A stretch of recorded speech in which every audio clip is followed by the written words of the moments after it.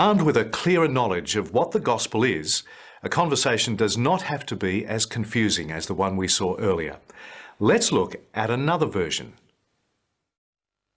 So, how was your weekend? I don't know, it was fairly ordinary. Saturday afternoon we had a thing at Allison's folks. Saturday night we stayed at home, and Sunday at church was pretty good though. Church? I didn't know you went to church, mate. Almost every Sunday.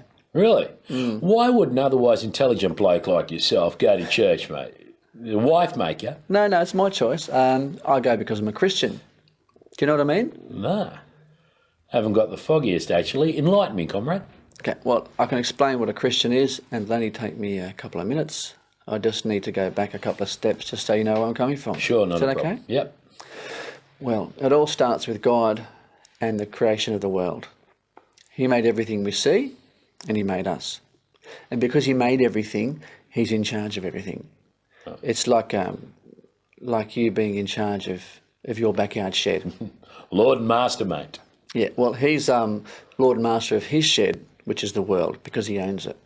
Okay, he made it, and he owns it. Right. And we're part of that too, because as humans, he made us and put us to be in charge of the world, to look after it, and to live in it under his authority. Yeah. So he's in control, and we're second in control.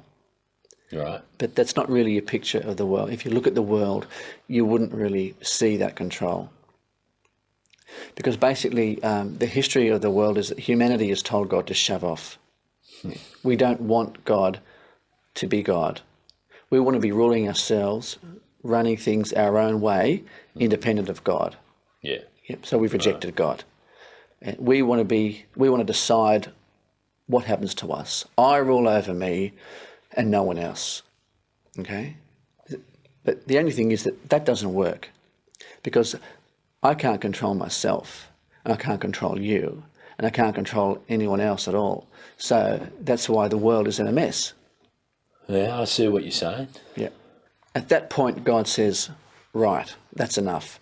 I gave you the opportunity to live life as I created it, but you've rejected that and done your own thing.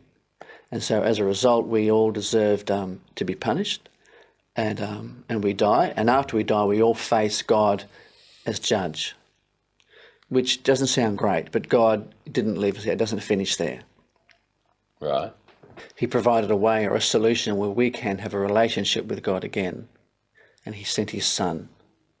What's really different about Jesus was that he never rebelled against God. He was the one person who lived with God as his ruler, the one person who didn't deserve to die, the one person who didn't deserve to be punished. But Jesus willingly died on a cross and took the punishment that you and I should have had. He died in our place, and he was the one that suffered instead of us having to suffer. And to cap it off, God raised Jesus from the dead, which means that he's the most important person in the universe, and he's put him in charge of everything. So he's God's only son. He's his right-hand man, and he's the only person you can go to get back into a proper relationship with God. The Bible says things like, whoever believes in Jesus has life, and whoever rejects Jesus doesn't have life because God is still angry with him. So you can see from the Bible's point of view that there are clearly two ways that you can live. You can keep on doing your own thing and face the consequences, which are not good, or you can turn back to God and come back into a relationship with God because of his son Jesus. Right. So basically, in a nutshell, that's what a Christian is, which puts the onus back onto you of the two ways to live. Which way do you want to live? Well, I don't know. You see, this is all fairly new to me. Yeah. I mean, which way am I living now? I'm probably living my way, definitely my way. But if what you say is true, well, then that's got to have some fairly big problems with it. Yep. So, hang on a minute. Yeah, mate. Sorry, one second. Yeah. G'day, how are you?